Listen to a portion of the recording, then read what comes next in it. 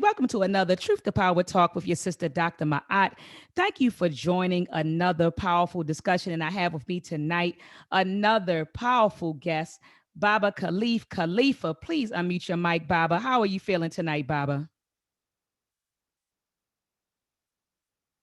Baba Khalif?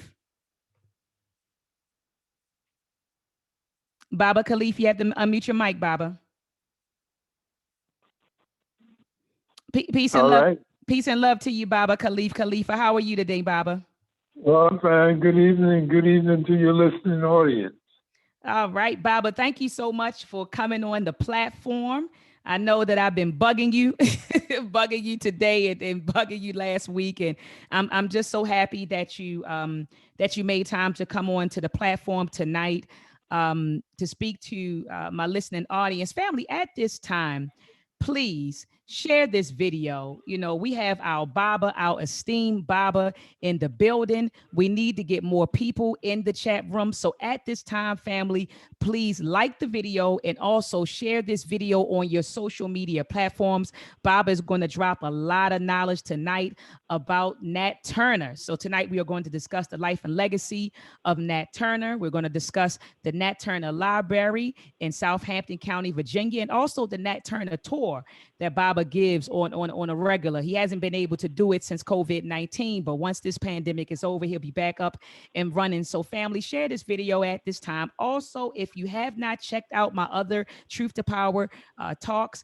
please go back into the archives and check them out. I just had on a powerful guest, Baba Imhotep. Prior to that, I had Professor James Smalls. I've had Larry Shaw. I've had all sorts of folks, family. So go back into the archives and check those out. Also, family, please be sure to join me on Sundays at 7 p.m. Eastern Standard Time for the Resurgence of the African Mind Book Club. This Sunday, we are going to announce the new book that we are going to read for the month of September. So be sure to tune in on Sunday at 7 p.m. Eastern Standard Time right here on this channel. So Baba, again, thank you for coming on, Baba. And so for the folks who don't know who Baba Khalifa is, Baba is the founder of the Nat Turner Library in Southampton County, Virginia. He's also the founder of the Nat Turner Tour, located in Southampton, Virginia. And I actually had the honor of meeting you, Baba, about 4 years ago when Brother Jabari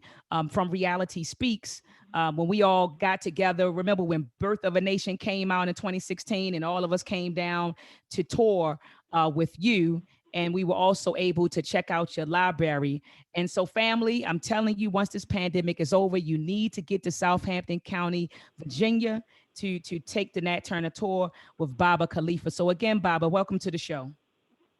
Well, thank you very much. Sorry about these technical difficulties, but I'm on now, right? Yeah, you're on and they hear you, Baba. So we're live, Yes, and okay. yeah, they hear everything right now, Baba. So you're live and no problem, Baba. I mean, it happens to all of us. This technology is really tricky nowadays, you know, and the passcodes and meeting codes and Zoom and the internet. And so no problem at all, Baba. I'm just happy that you were able to make it. And so, Baba, could you tell the listening audience, I know I kind of gave them a summary of who you are, but can you kind of just expound on who you are, Baba, and what your work is and what you're doing? Well, I'm an independent Black publisher who went into the publishing industry because I read a book by Dr. John Henry Clark that was called William Styron's Nat Turner, 10 Black Writers Respond. When I read that book, I knew what I was going to do with my skill as a graduate of New York Institute of Advertising. I was going to go into publishing, and I was going to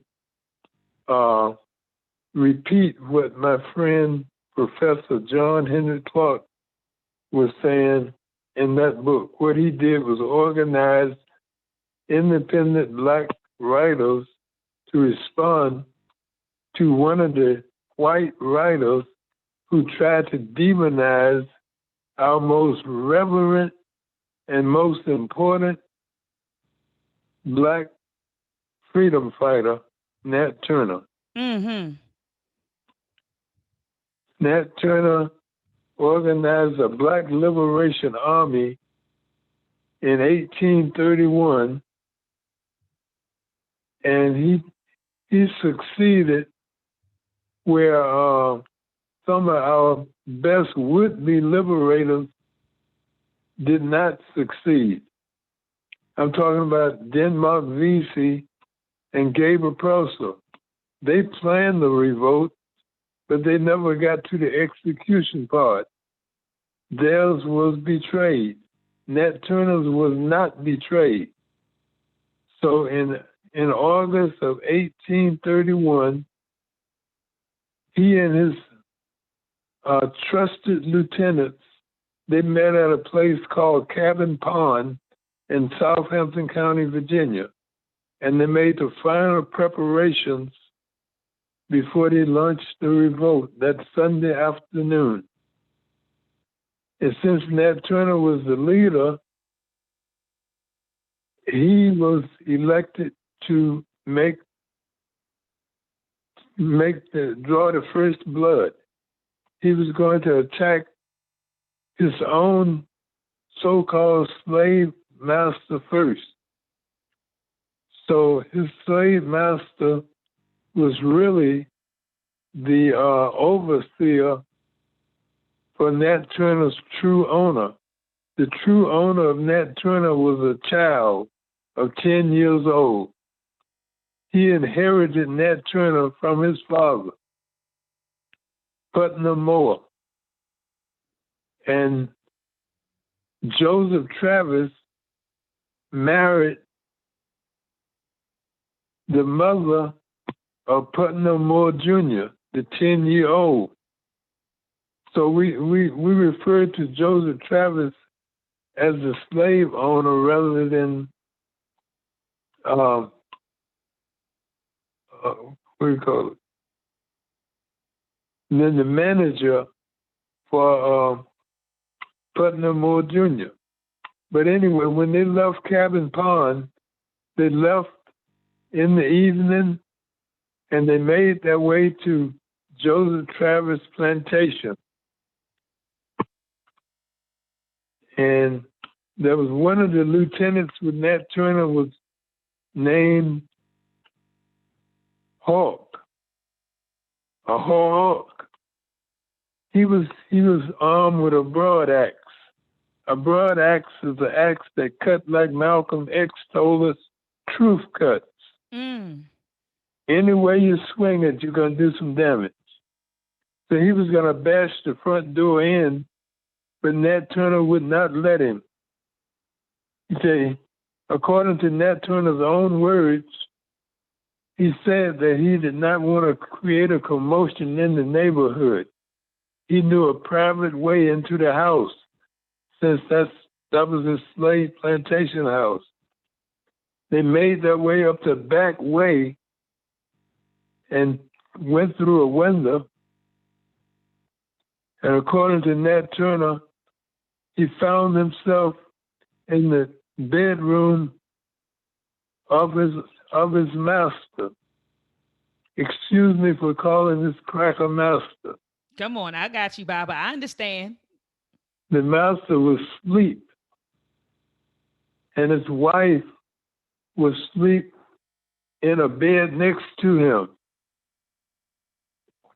Nat Turner was armed with a hatchet. Some call it a sword, but it was a hatchet. It was a small axe. He raised it over his head, and he was going to cut his head off right there in his bed while he was sleeping. But in the dark, he hit him a glancing blow. And he jumped up and he called his wife. And those were the last words he uttered. The brother with him decapitated him in his bed. And his wife, when he called his wife, she jumped up and she met the same fate as her husband, a decapitation. And from then on, this brother named Hawk I know I'm not saying his name right. I call him Hawk, but his name was Hawk. You know, it wasn't spelled like Hawk. It was spelled Hark. So anyone who's read the Confessions of Nat Turner, just to let you know that we're talking about the same person that we nicknamed Brother Hawk the Executioner. Yes, yes, yes. Yes. And the marching orders of the army when they left Cabin Pond was to enter the house and kill all the slave owners, all the white people in the plantation house, free the captives, and recruit as many captives as they could. Now, the captives didn't know what was going on either, so a lot of them ran away. But there was one slave at this plantation that they were able to recruit. His name was Austin, and he was with them all the way through. And the other parts of the marching orders was after they secured the house was to take all of his valuables, including money, gunpowder, horses, and any food that might have been edible in that house. And after they took care of all that business in this plantation, then they marched. In the area where they were, the next one they had targeted was Salata Francis. The Francis family, this Francis family member apparently was the slave breaker in the area. A slave breaker was one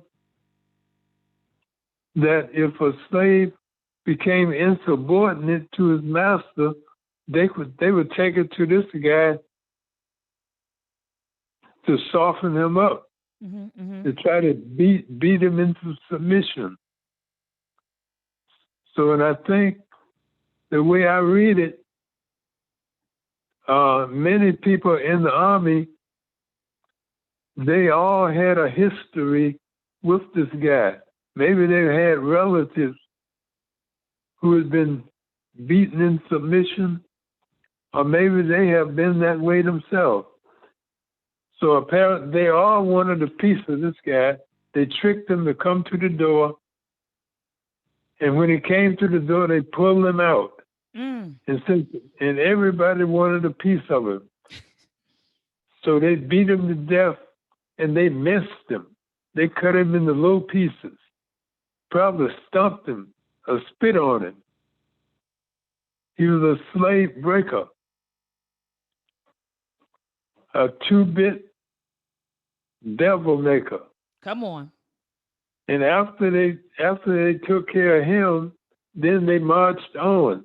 Now, Nat Turner had taken care of his own slave master. Now he was going to take care of the slave master of his beloved wife.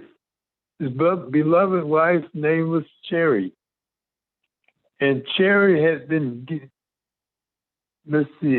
Cherry's wife had been given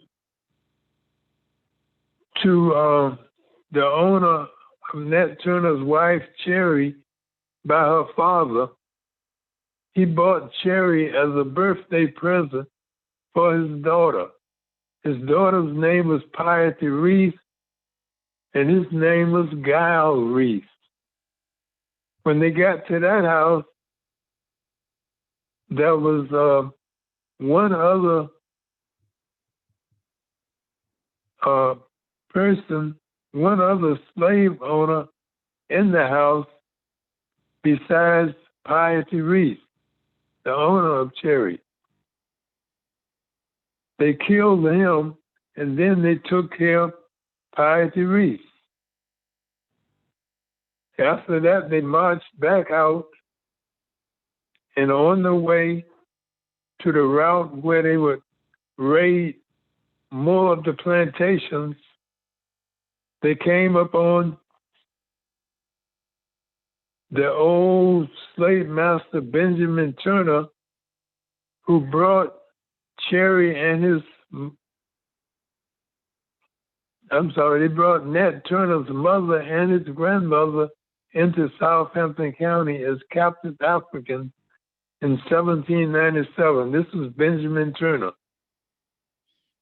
Now, Baba, let me ask you a question, Bob. Is Benjamin Turner, was he the father of Nat Turner? Yes. For all indications are that Benjamin Turner raped Nancy, who was Nat Turner's mother. Of course, these slave names I'm giving, these were not their real names. Right. But she was given Nancy as a slave name. And I don't know the name that they gave the mother. In the Confessions of Nat Turner, there is a grandmother with Nat Turner's grandmother, but that is not his maternal grandmother. That's his paternal grandmother. Okay. That was the mother of his dad. There's been a lot of confusion for people on that score. Mm-hmm. But after the word about his maternal grandmother being brought to the plantation house by Benjamin Turner, we don't hear any more about her, other than the fact that when old man Benjamin Turner died in 1810 and went to hell, when a large plantation owner dies, there's both dread and jubilation in the slave community.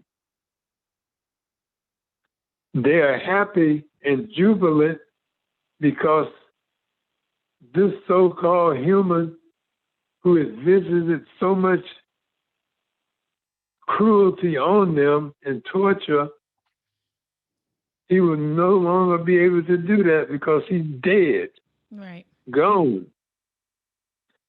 But the dread is the fact that since he owned so many slaves, many of them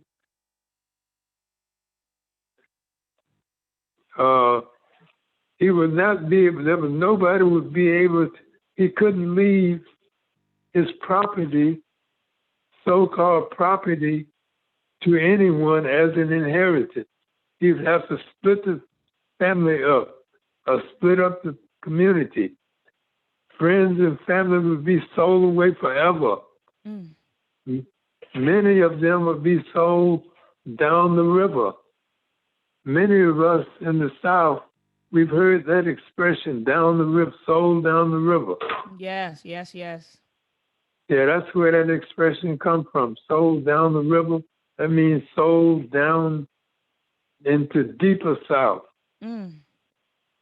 And so Malcolm told us that the South is any place in North America. Yeah, what was your question? So Baba, so after they left the Francis plantation, they went to the Turner plantation. Yeah, no, after they left Cherry's house. I'm sorry. They went to the Turner station. And what took place there, Baba? Yeah, her place is in the same area where Khalifa Francis is. And she was on, her name was Elizabeth Turner.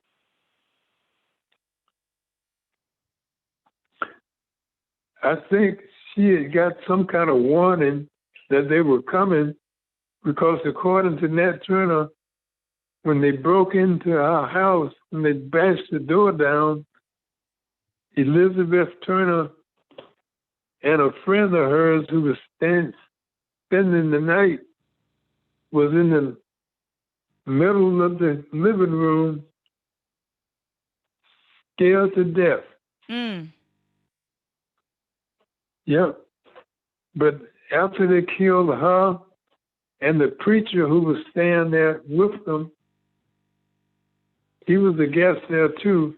Then they marched on. As they were leaving Elizabeth Turner, the army split. He created a detail to go left, and he took the balance of the army and they marched on to the right. And he trusted the brothers that he created the detail. He trusted that they would take care of business, and they did. Mm. He went on down 653, Highway 653 in Southampton County. They went past Cabin Pond Road, past the entryway to Cabin Pond, and he went on down to the Whitehead plantation. The Whitehead plantation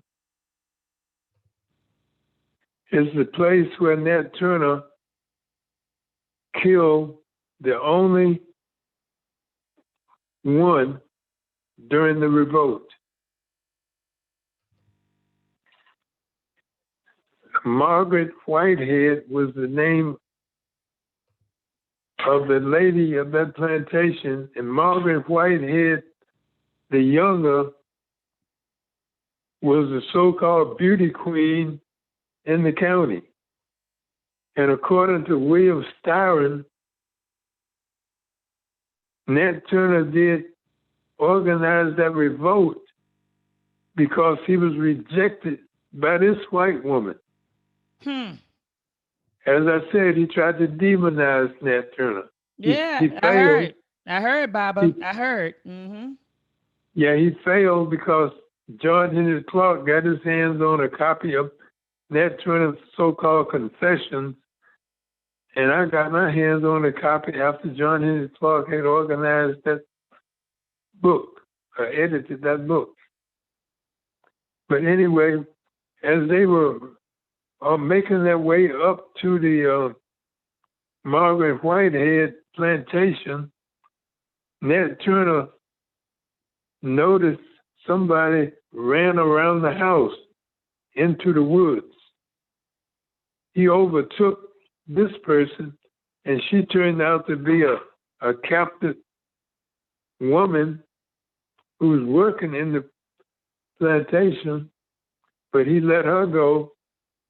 And as he was coming back up, he saw Margaret Whitehead, the younger, come out of the house and try to hide under the house some kind of way.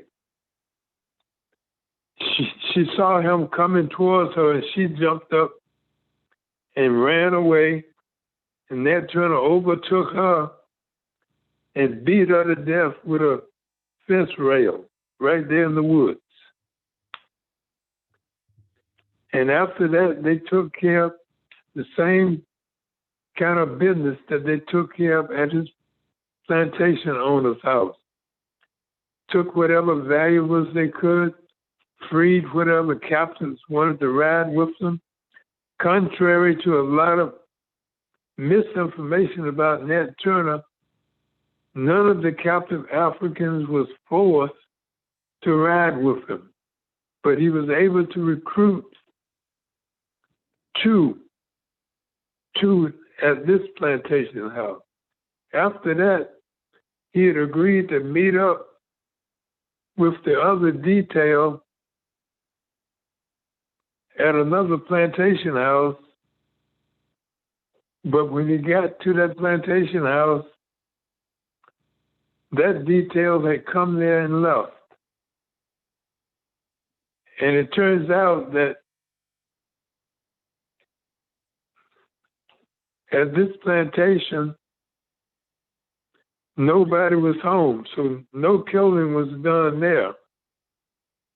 And this was at the seventh place that they visited. So early on in the revolt was betrayed. I mean, somebody had sounded the alarm. They think Nat Turner and his army, they thought they knew who had won this plantation owner. His name was Red. Yes, because when they attacked the plantation house, most of the captive Africans, they ran away. So did this guy Red. He ran away too. But whereas they let the others run unimpeded, somebody took a shot at Red. They knew he was a snitch. They shot at him, but they missed it, unfortunately. But that early in the revolt, the alarm was out, but they still could not stop it. They kept marching. The next, they went to Peter Edwards. And when they got to Peter Edwards, the detail that Nat Turner had created had already been to Peter Edwards' plantation and killed everybody there. And they marched on. They marched on over to a road called Barrow Road. Some call it Barham's Road. Not the same road where my house is, but this is the road where most of the killing was done in that area. At this point, Nat Turner was trailing behind the brothers who had gone on ahead of him. He went to one plantation, the first plantation house he went to. They had already taken care of business there, and they had gone. He knew they were gone because they had taken care of it because everybody was dead. Next,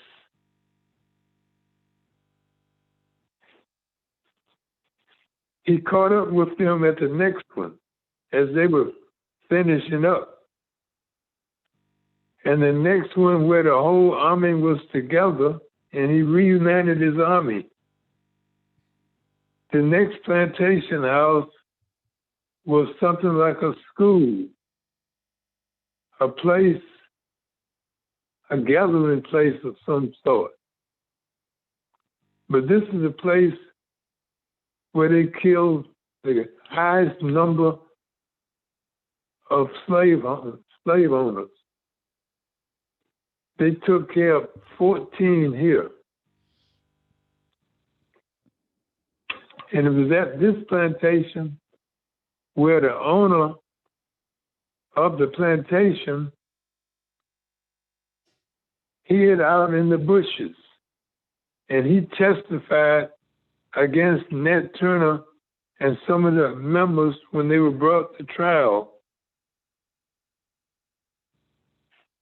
He saw his whole family get slaughtered.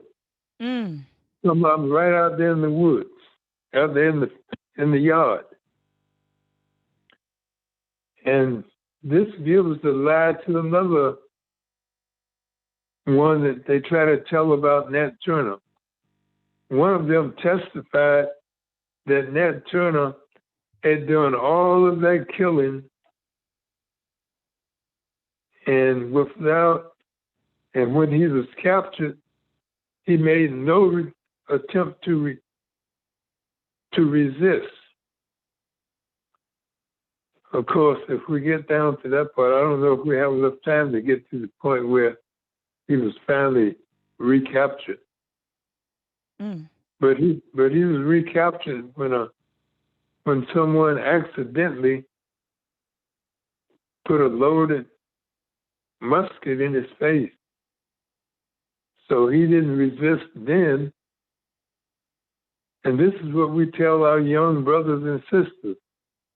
When you are stopped by the police, And if you're black, at some point in your life, you're going to have some kind of engagement with the police.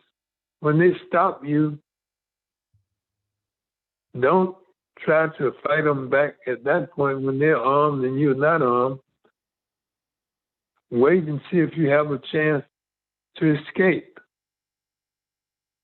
Because anytime you're stopped by the police in North America, your life is on the line right there. And we're all better informed if we know how dangerous it is when we are stopped by the police.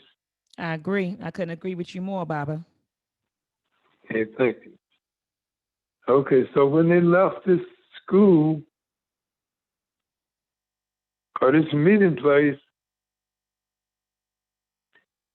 they went to the next one, the Harrell plantation, Harell. They went to his plantation. Now he knew they were coming, so he lived here with his wife. They had time to leave before the army arrived, but his wife took so long to get dressed. He looked out the window and saw them coming, and she left. She left out the back door, and he stayed there and tried to fight against the army.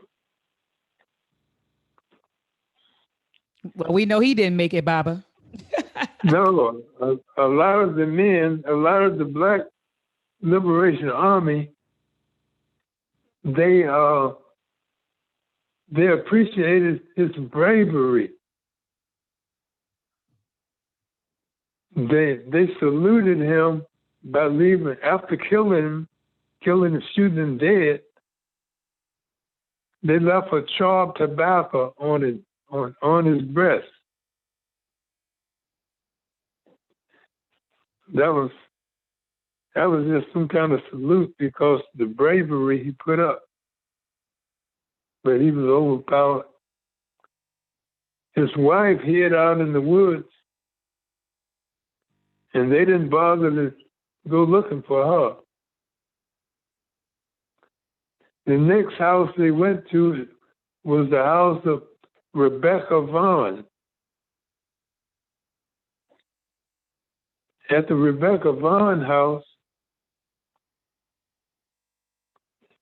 she saw them coming, and she had 3 daughters on the second floor. She went up to tell her daughters what was about to happen and told them to stay there, and she went downstairs and pleaded for her life and the life of her daughters through an open window. But her plea fell on the ears of some brothers who was hell-bent to liberate themselves. And we know the white woman, as Dr. Dorothy Fardon tells us, that the white woman, her husband was a slave owner. Women was not allowed to own property, but she had the keys to the storehouse. She's just as dangerous as they are. So she was shot dead right through the window. Then, of course, they went into the house and took care of business with her daughters. And they didn't want to have anything to do with it. All they wanted from their daughters was their life. They took their life, then they marched on. The next plantation they were going to pass was the plantation house of Parker, the Parker plantation. The Parker plantation was just 2 miles from the ultimate destination that they were trying to get to. They were trying to get to Jerusalem. Jerusalem was the county seat. And in the county seat is where the armory was. That's where they had the guns and cannons. And Nat Turner was trying to get, they wanted to get to the armory so he could arm his army. Some of them had muskets and knives and axes, but they didn't have very few sidearms. So he wanted to arm his army. But he didn't want to stop at the Parker plantation. But the Parker plantation was also one of these plantations that owned a lot of slaves. And a lot of them had been sold to this guy.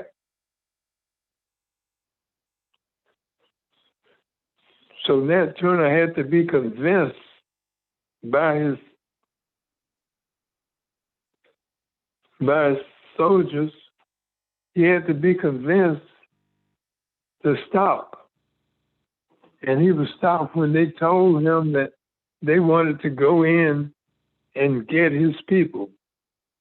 At this point, the whole army was jubilant. You know, they were just happy because they had not had a losing battle. They had fought about 16 times, and they were victorious in every fight, every battle.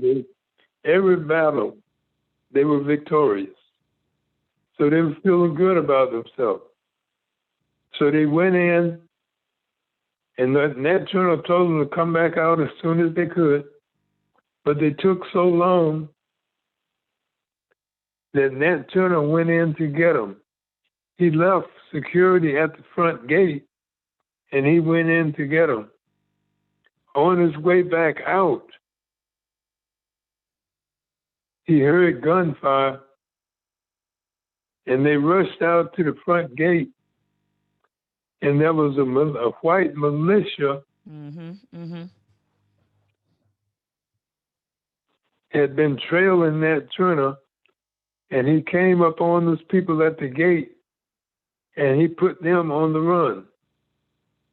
They came to Nat Turner, and now the militia was moving in on Nat Turner and the army. But Nat Turner told his army members to stop and wait for them. Back then, the Caucasian idea of war was to put people on it. It's just to fight it out, face to face. But Nat Turner had other ideas. He had guerrilla warfare on his mind. So he told his men to stop and wait for him. And the guy who led the other militia, he told his men, don't shoot until you get within musket range, which is about 50 yards. But one of them got so excited when he saw an armed Black Liberation Army, he broke discipline and fired his weapon. And after he fired, all of these white militia fired off. And back then, there was muskets. After they unloaded, after they fired, they have to take time to reload. Right. And that's when Nat Turner gave his order to charge. He told his men to charge. And he beat them, killed some of them, and the ones they couldn't get to retreated, and they ran over an embankment, a small hill. And when they got over that hill, Nat Turner's army chased them over the hill into the army. The army or the National Guard was out looking for Nat Turner and the Black Liberation Army too. And this is where he suffered his first defeat.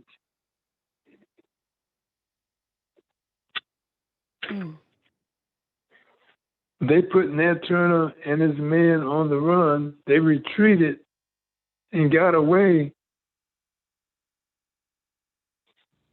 But Nat Turner getting to Jerusalem was so important, he still didn't give up on getting to Jerusalem. Mm-hmm. He led his men, he told his men he knew a private way.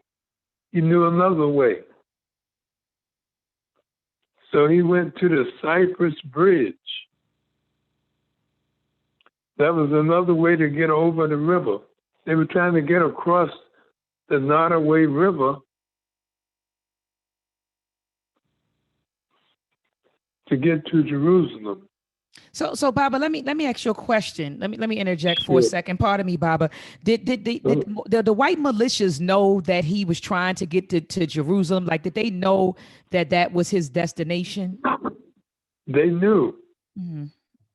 And they didn't want him to get there because what they had done, since word was out about the army, the ones of the Caucasians in the county at the time who could get away before Nat Turner came, they went to Jerusalem. So besides getting arms, he knew that, I don't know, Nat Turner didn't know, but all white people who could had made it to Jerusalem. Mm-hmm. Mm-hmm.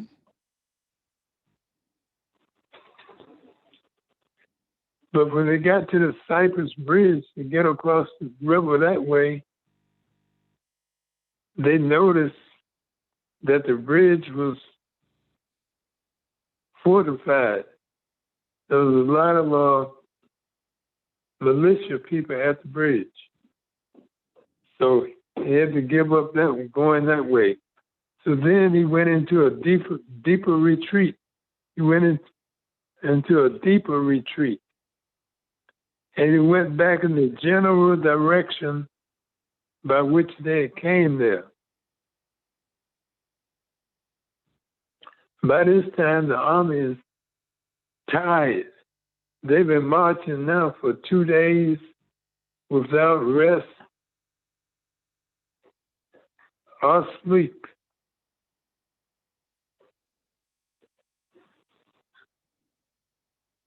So he found a place in the woods so that he could get some sleep or some rest. And this was in the area Buckhorn Quarters. Buckhorn Quarters, okay. Yes, there's another marker over there near there to acknowledge what went on there. Mm-hmm. But he found a place in the woods down by the Blunt plantation. After putting security up around the campsite, Nat Turner, according to Nat Turner in his confession, he had just closed his eyes when there was a commotion in the camp. Mm-hmm. So he went up to see what was happening, and it turns out that some of the security people was coming back, and the people, his army, they thought they had been discovered, so they scattered. So that was a mistake. So after some of them ran away before they found out it was some of their own men coming in. So he was left with only about 20 soldiers. Mm.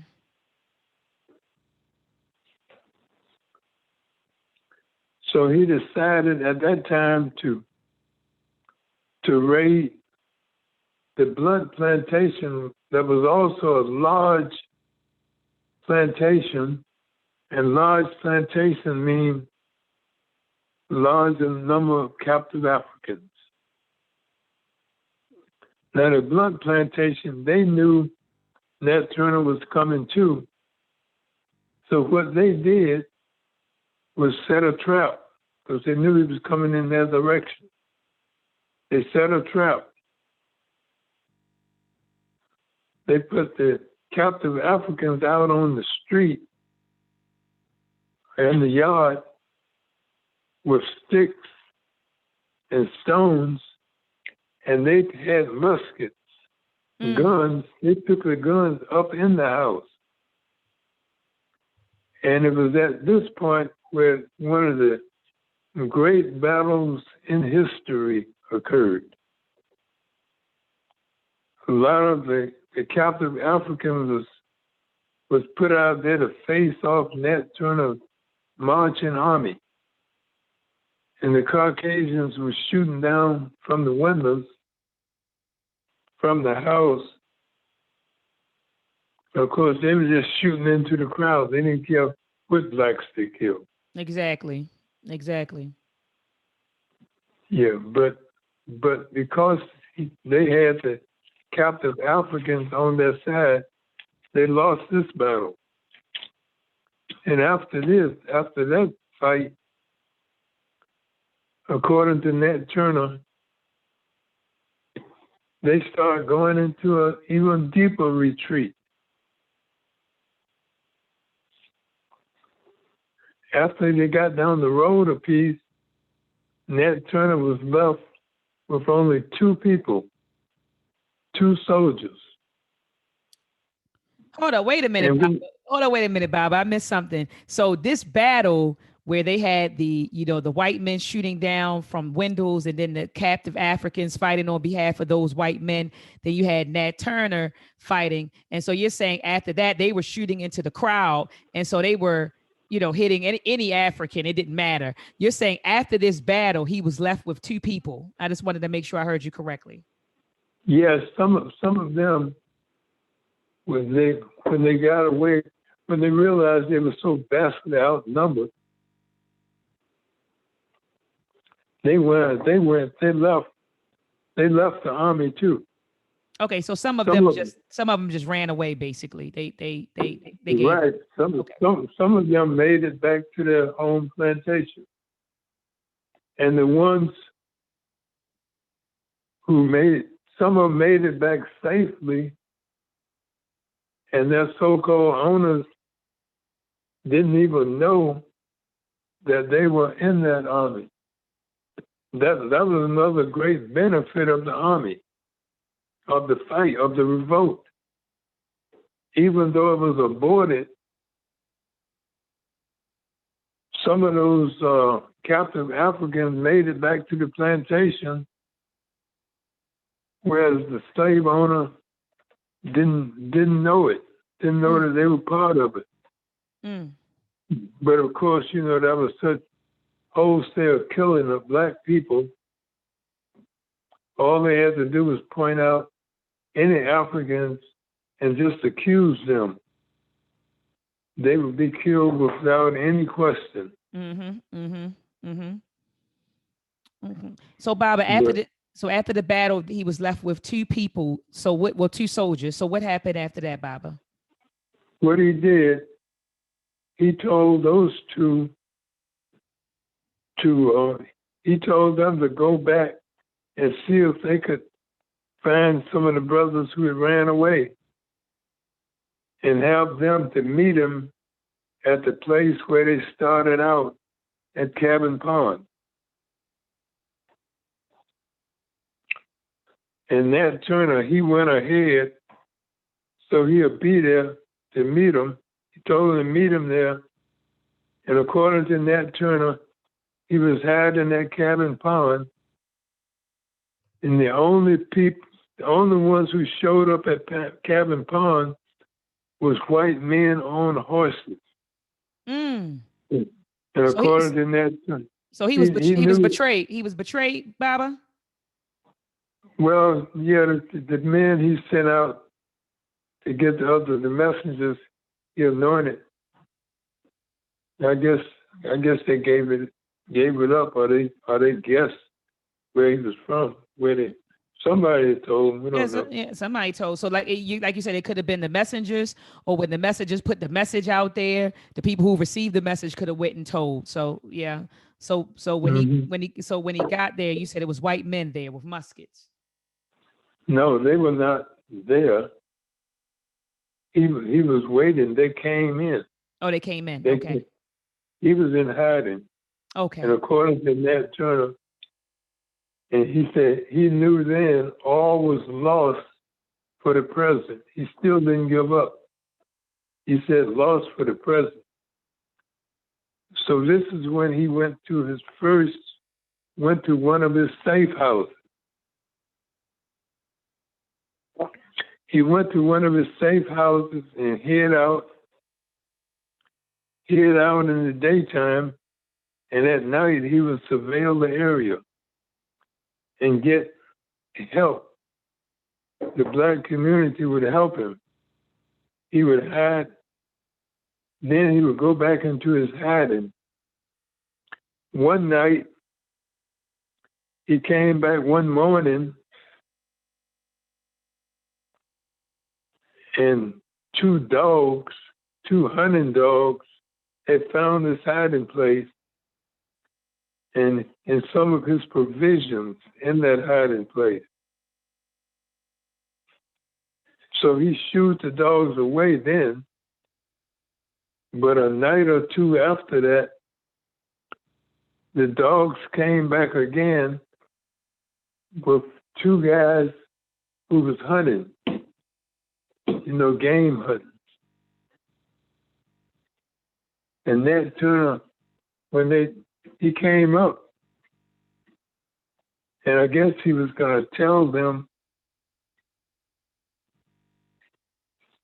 or try to reason with them, but when they saw Nat Turner, they ran.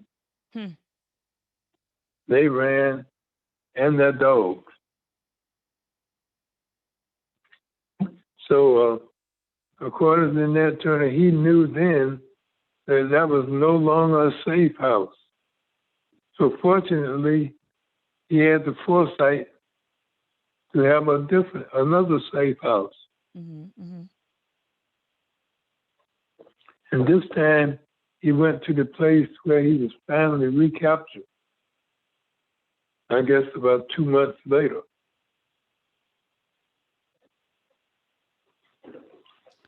So Baba, you said that he was recaptured. So he went to this safe house. And what happened at the safe house? He was captured there, or he went back there later on and he was captured there? Because you said No, he you went. said recaptured. So he was He captured. had a he had a second safe house, Mm-hmm. But you said he was and recaptured. You said he was recaptured. So when was the first time he was captured? I may have missed that part. well, when his mother and grandmother was brought into Southampton County, and he was born into slavery Got you, Baba. Thank you. Okay, because got you, Baba. he was a captive. Yes. I understand now. I understand, Baba. So he went to the second safe house, and what happened at that point, Baba? Well, he continued the methodology he had at the first safe house. He would come out at night, and he would hide out in the daytime. And one time he came out, Nat Turner was taking care of as best as he could expect. Black people took chances by feeding him, giving him provisions. And I'm sure his wife was one of those who kept him in provisions. According to Nat Turner, he also heard about the wholesale killing of his people. They were just slaughtering black people all over the county. Mm-hmm. So he thought one time he might be able to arrest that killing if he turned himself in. So he was of a mind to turn himself in. And according to Nat Turner, he got about halfway to Jerusalem to turn himself in, and he changed his mind. But rather than go back to the safe house, there was another place where he hid out. He hid out in the hayloft of the Francis family. And the owner of that plantation house looked and saw him, and he took a shot at him.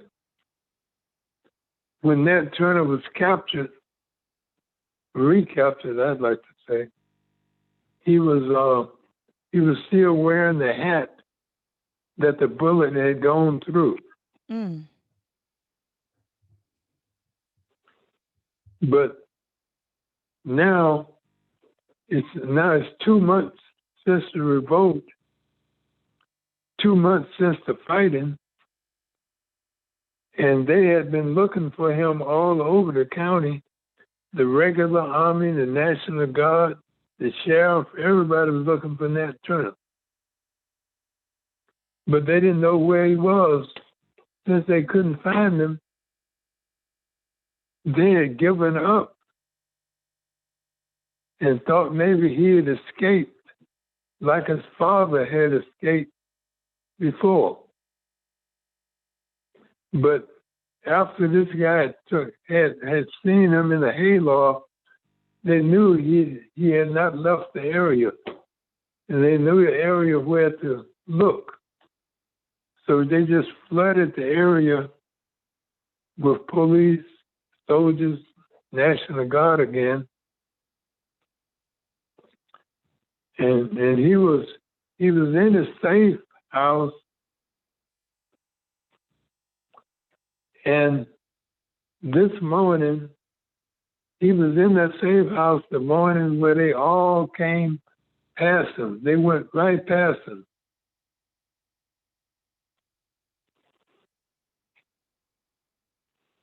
All of them went past him except one lagging, no good, lazy son of a gun. He was lagging behind the rest of them. Mm-hmm.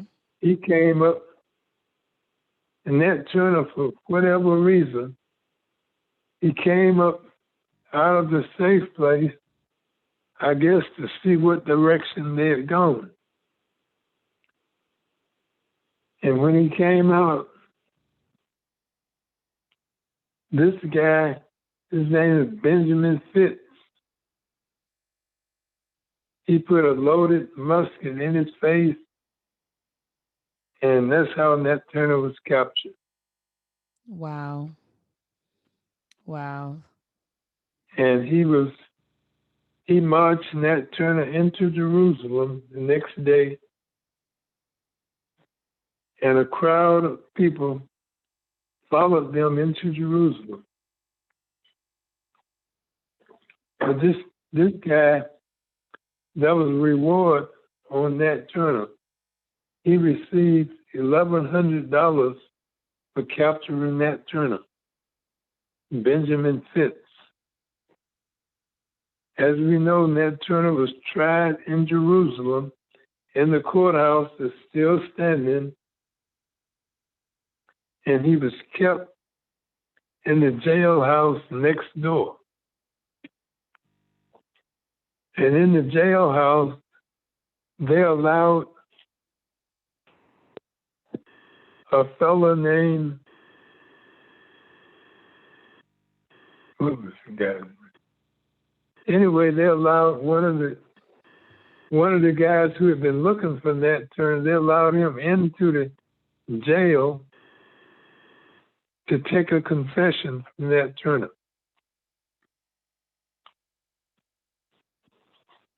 When I read the confession, it's obvious that the one who's taken the confessions heavily edited it. Because he was taking it not to record the history of black people, but to try to allay the fears of white people. But Nat Turner's words are so powerful. When you read the confessions, there are some statements in there there's no doubt at all that they came from Nat Turner. And I advise everybody who can to read that book. Baba, anyway, you saying the novel by William Styron?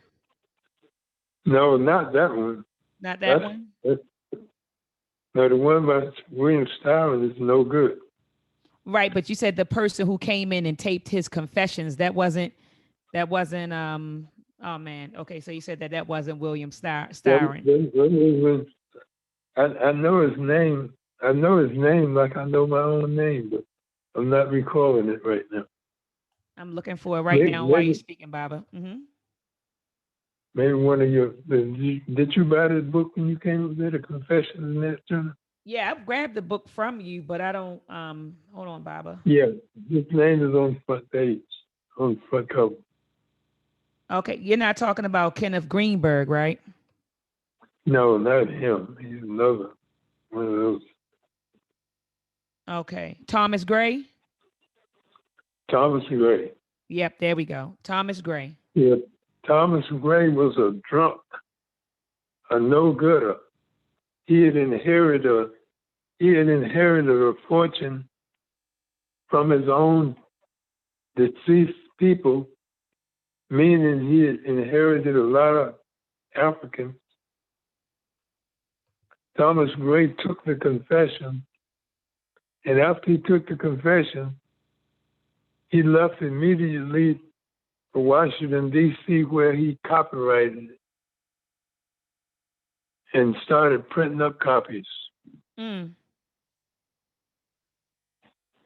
But Nat Turner was tried in the circuit court in Southampton County, and he was sentenced to be hung.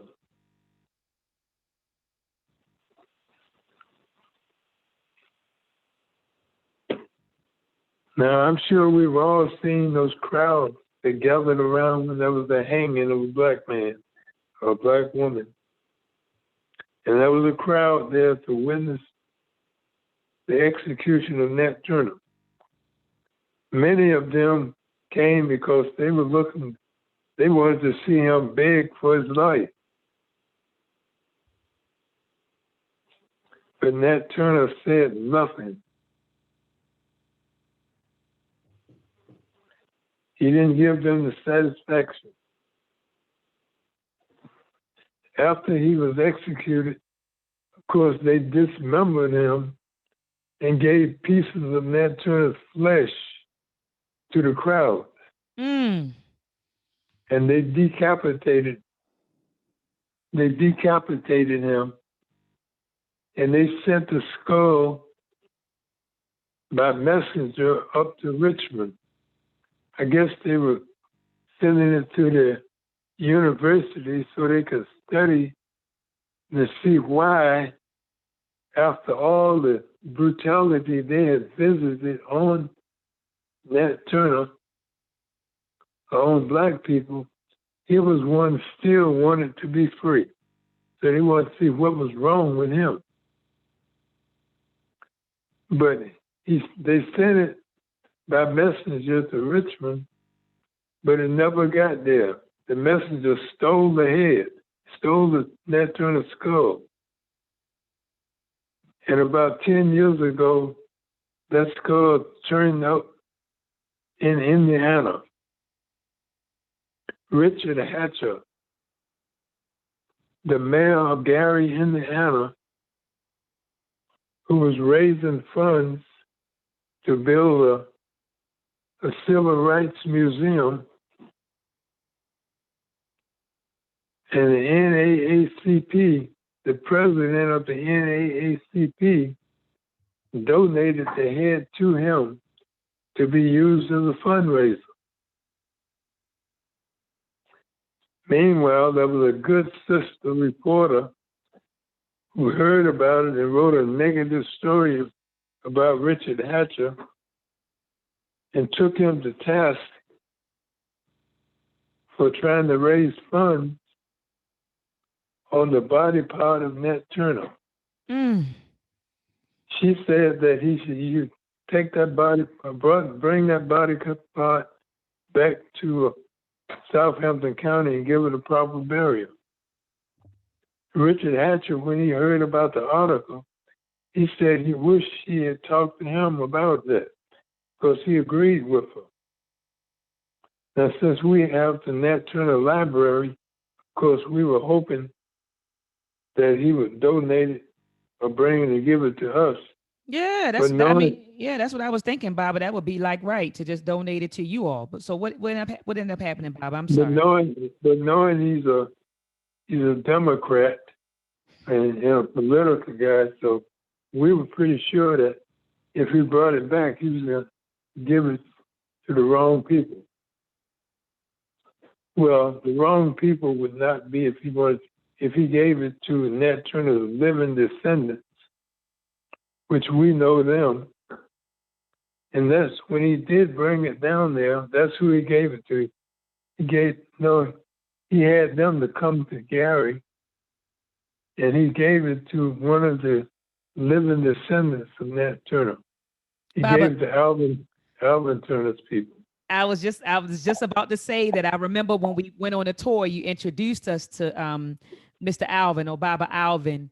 And he was really nice. He was a really nice man. And I actually have a video recording on my phone of Mr. Alvin or Baba Alvin Turner talking about, we had a conversation about Birth of a Nation. And, we were trying to figure out how closely aligned was Birth of a Nation with, the real life of Nat Turner. And so I was wondering if they gave it to his people. And you said, yes, they gave it to his people. So where did they end up burying his head, Baba? They didn't bury it. They donated it to the Black American Museum in Washington. I think you can see it if you go in there. They have Nat Turner's sword, they have his skull, and they have his Bible. Wow, I've gone, and I think, I stayed on the 4th floor the entire time. So I didn't, maybe I didn't get to that exhibit. I don't remember it being there. But when did they put it? So you said it's there, Baba. So I'll head on up to DC, I guess, when they're open or when they reopen. I don't know if they're open anyway, but I'll head on up to DC and check it out. I had no idea that his sword and his Bible and his head was at the African American Museum in DC. So I got to head on over there and check it out. And Baba, I know we're running out of time, but there's one thing that I do want you to touch on really quickly. And I'm getting ready to share my screen with the family. Okay. All right. Family, this is a picture of the Reality Speaks Nat Turner tour in October 2016. This is Baba Khalif right here on the right-hand side. My sons and I don't know if you can see me behind this sister. So I'm here and my sons are right here. And so we were here at the tour. But Baba, there's one thing I want you to think about. George McGee created a painting called On the Road to Jerusalem. And it was an image of Nat Turner and his accomplices leaving a farmhouse after killing a white family during the 1831 slave rebellion. But in this picture, we see a female. And, when I toured with you, you were telling us about Lucy. And so could you talk to us about Lucy? Because typically when people talk about the Nat Turner rebellion, you hear about the brothers putting in work, but you don't hear about this sister. The sister was also hung with the Nat Turner and his crew.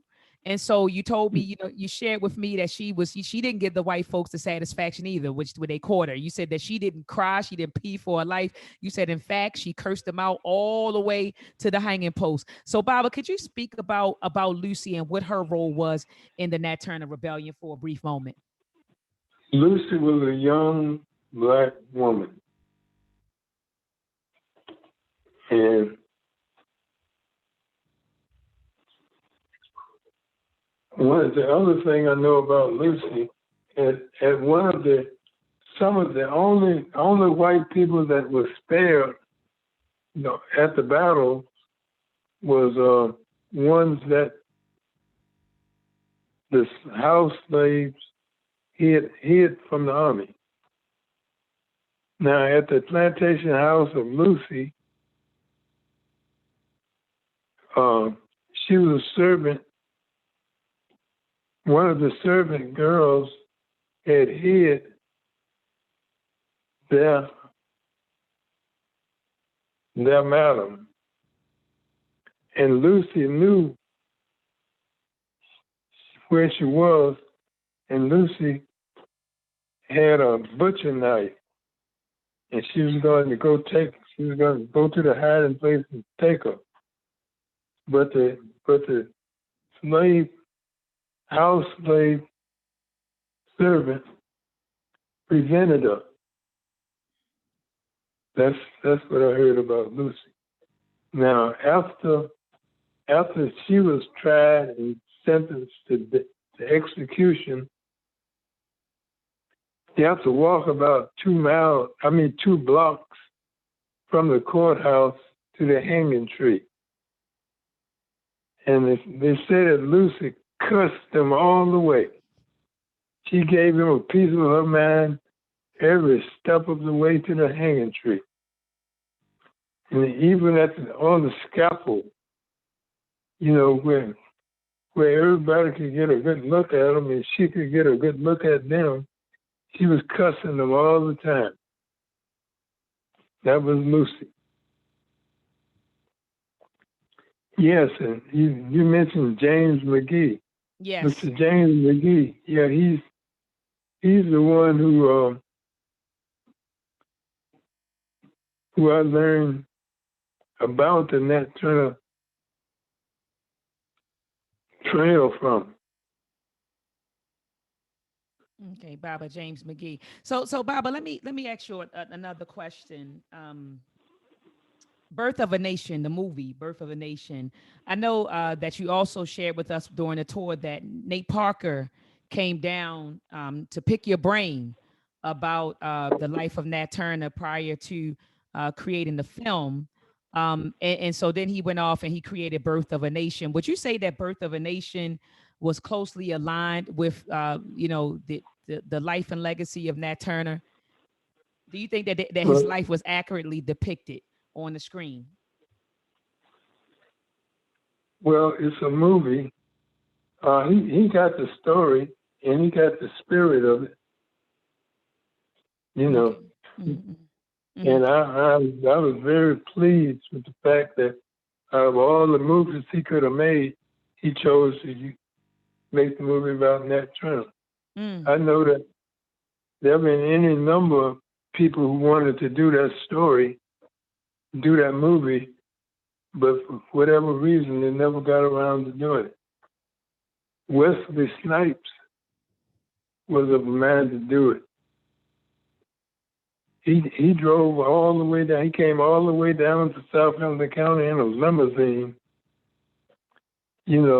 looking for the story, but he didn't do it. Maybe because he was caught for those taxes. That might have been a reason why they arrested him. But he didn't do it. But Nate Parker did. He did.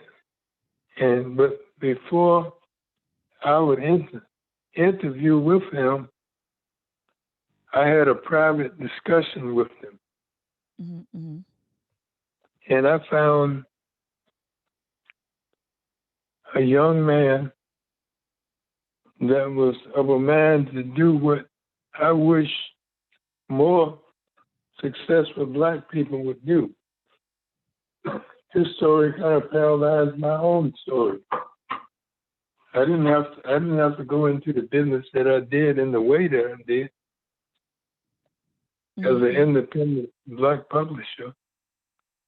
But he he mastered his craft. He was making movies, but when he wanted to go in business, he decided to do something according to him that was going to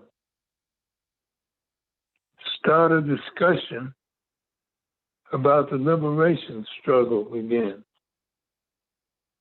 Because people kind of forgetting about our liberation, according to him. Mm-hmm. So he said the movie was going to start the discussion up again. Kind of started again. Mm-hmm. But of course, so I don't share Alvin's feelings about. Of course, there was a lot of things he could have put into the movie. Absolutely. But he was making a movie, so I'll cut him some slack on that because I know where his money was coming from. Absolutely. Yeah, absolutely. And so, Baba, my last question to you is this before we go. Yeah. Can we expect revolution or liberation to be peaceful? Or do you think that bloodshed and violence is inevitable? Well, there's going to be a fight. Somebody's gonna have to fight. It's like we demand reparations. If you don't get your reparations, you're not gonna get your freedom. If you don't get your freedom, you're not gonna get your reparations.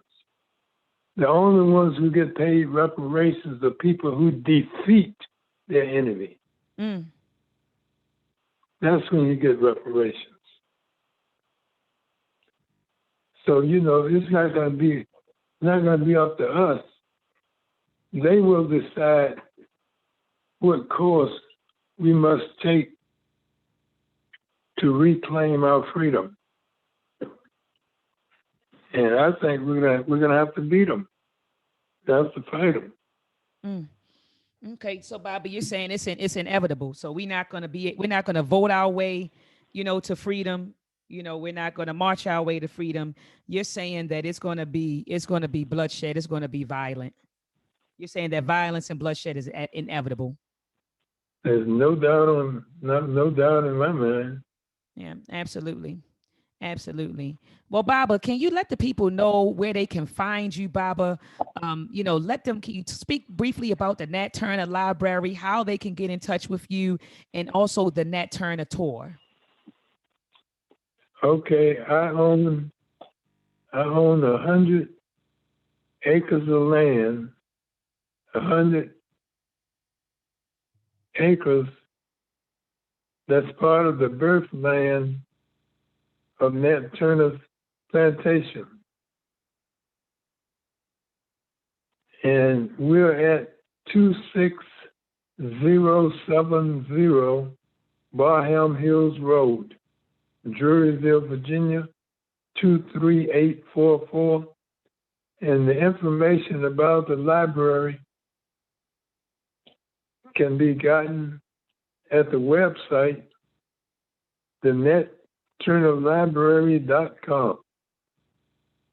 You can go there, and when you go there, you can book a tour, or you can just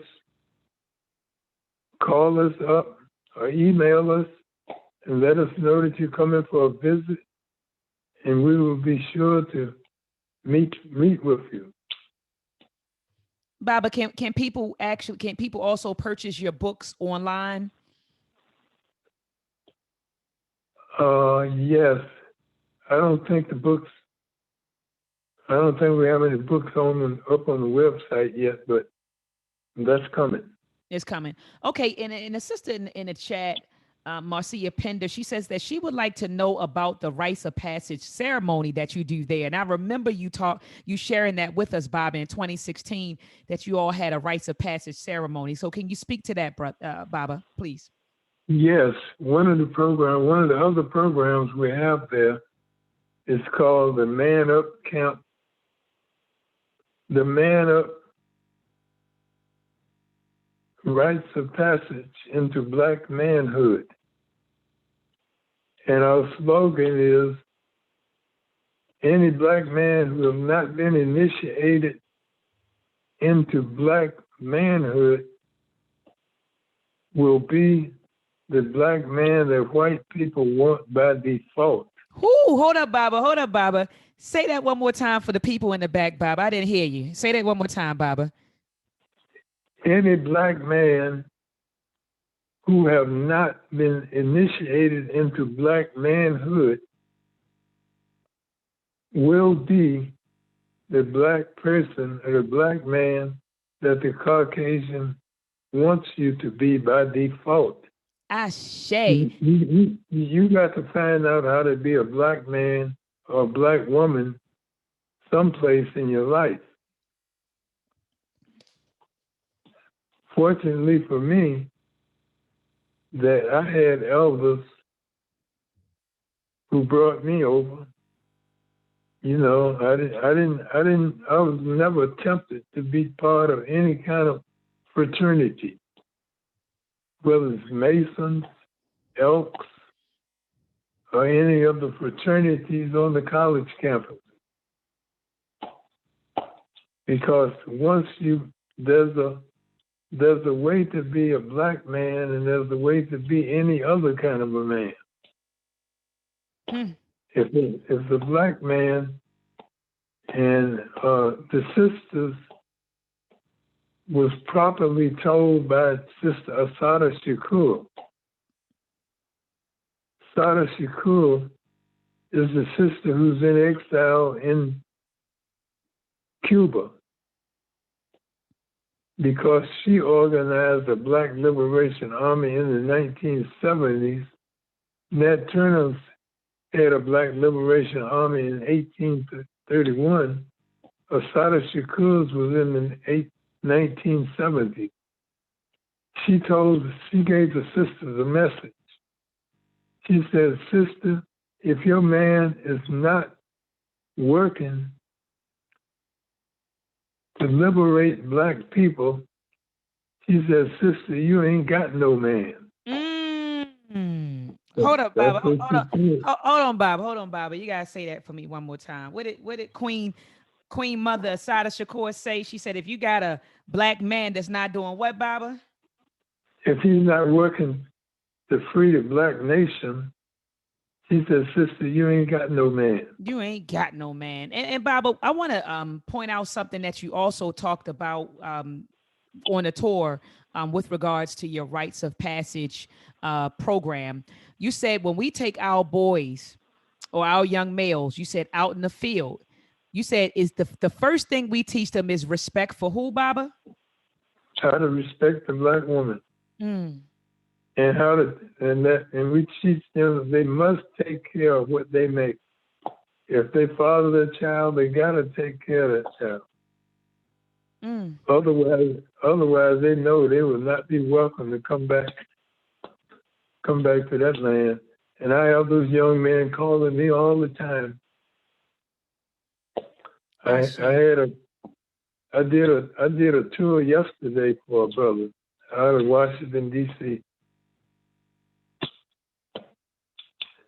So, Baba, you're still doing tours in the pandemic? I thought you told me, you said, sister, I don't really do them like that. I've been slowing down. So this was just an exception, Baba. You do make some exceptions? You know, they have a limit on the amount that you can congregate with, you know, right. That you can. In Virginia, I think it's 25 or 50. Okay. I gotta get my family down there, Baba. I gotta get my family down there to do the tour. I mean, it was very powerful, and I definitely recommend that everyone, if they're able to come to Southampton County, Virginia, to take the Nat Turner tour with you, and also to visit the Nat Turner Library. Baba, on your website, can we donate to the library? Because I know that when we were there, we were able to give you some donations. So are we able to do that on your website?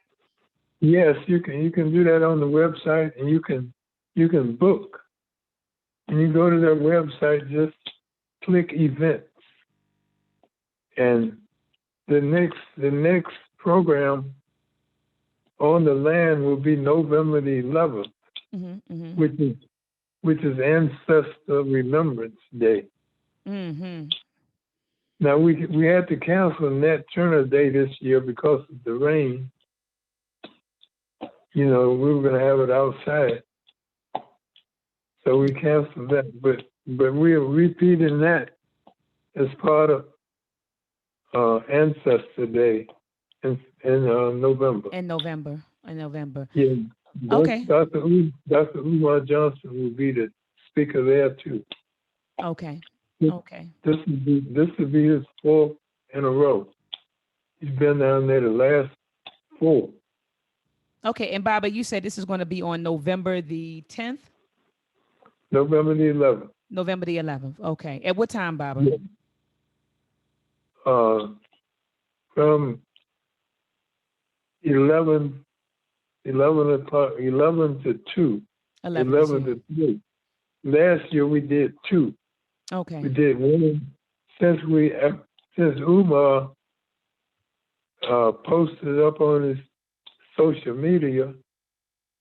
A lot of people come because he's there, and he wanted to make sure that I would do 2 because he knew I would get an overload.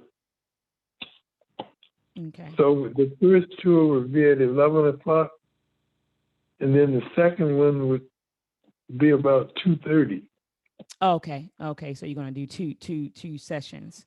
2 sessions. Yes. Okay. Yeah. All right. Well, thank you so much, Baba, again for taking time out to talk to us about the Nat Turner Rebellion, birth of a nation, Black manhood. So, Baba, I do appreciate your time and your energy and your wisdom, Baba. Do you have any closing words for the listening audience? I'll give you my phone number. Okay. Anyone who will call me, you're welcome to call 434-378-2140. Repeat that one more time, Baba. 434-378-2140.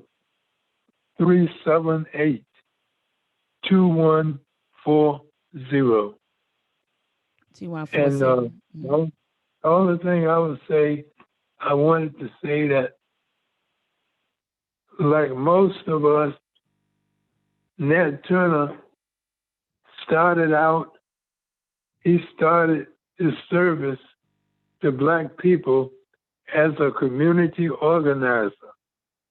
Now we know that because of Barack Obama, we know what a community organizer is, because I was a community organizer when I joined the liberation struggle. But however successful you are as a community organizer, you will never be able to organize a captive people to the extent where your unity can make a significant difference on our oppression. So at that point, you will realize that it's going to take more. It's going to take power. When Nat Turner, when he got to the age of 21, that's when he realized that what he was doing as a community organizer was not working. And that kind of confused him for a minute, because he knew how gifted he was, because the community was calling on him. So at that point, he did the second most important thing that a person could do when he was a captive African. When they were a captive, the second most important thing they could do is run away from the plantation. Don't give them your label. Mm.